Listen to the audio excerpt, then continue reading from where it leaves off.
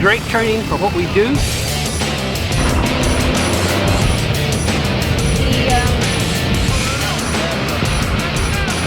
Gunshot wound, right side of his neck. 2, 3.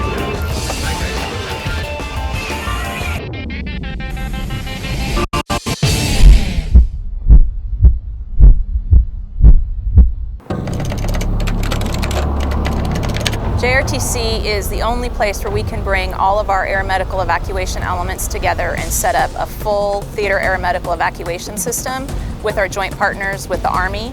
So they set up their cache, they have their Charlie meds, we bring in the full TASE, the full theater aeromedical evacuation system. Right now we're setting up an AOT and setting up our inventory for our flight crews and to support real-world missions for flying out patients. It's our team's job to unpack the Humvees and to inventory all of our equipment, make sure we have the supplies that we need to take care of our patients. We have a whole barcode system right here that tracks all of our equipment right here because we put our equipment on a patient, and when we transport the patients out, they go with the equipment so it can come back to us in the end. Traces is the type of training that they really need. They can see how it is to get somebody through the cache and get somebody through the AE system, which might feasibly happen while they're deployed. So this is something they really need before they go down range. Open the massive tank! The only thing more real than JRTC is the real war, is a real humanitarian effort. So for a lot of folks that come out here, this is the very first time that they're ever going to interact with an actual helicopter, an actual FLA, that they're going to actually move litters with people and simulated injuries on those litters to feel the actual weight and the challenges that goes along with that, with the space requirements for moving patients in and out. On 3, 1, 2, 3. Patient movement here is probably more real than you would ever get. As I said, this isn't a classroom environment.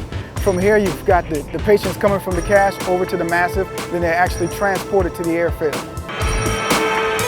We had the aeromedical evacuation crew members do what we call a static mission, which is pretty much practice for them in planing patients and having the massive personnel and planing and deplaning patients also from the flight. You want to avoid any type of injuries in the middle of transition from one location to the next.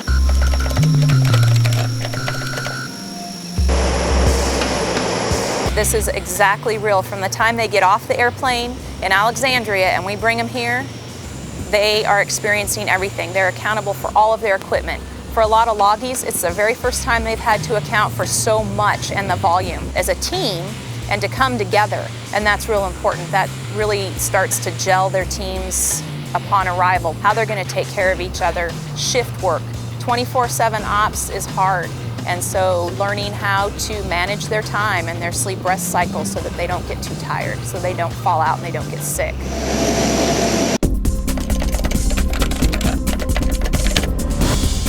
Out here, they have the role players. They will get to experience interacting with local nationals who've been injured and what it's like to have to evacuate the locals. We also do get the military working dogs, which in reality, we do evacuate those dogs. So they're having to work with the vets. They have to experience indirect fire attacks.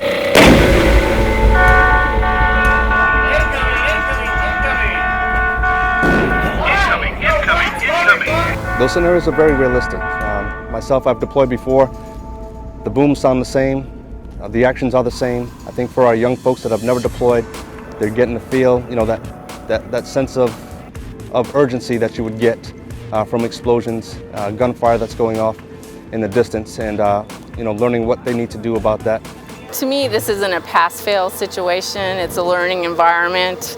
If they don't have the knowledge base, then this is the place for us to help them expand their knowledge base and become the crew members that we would like them to be. This is one of the golden opportunities for units to expose their people to an environment that they couldn't create. This is an awesome experience for the airmen as well as the Army, because it's the perfect opportunity for them to work jointly. When people leave JRTC, they leave here with a better understanding of the deployed environment, so hopefully they can build on that and learn down the road so that when they are deployed, they know their own challenges and they can overcome them.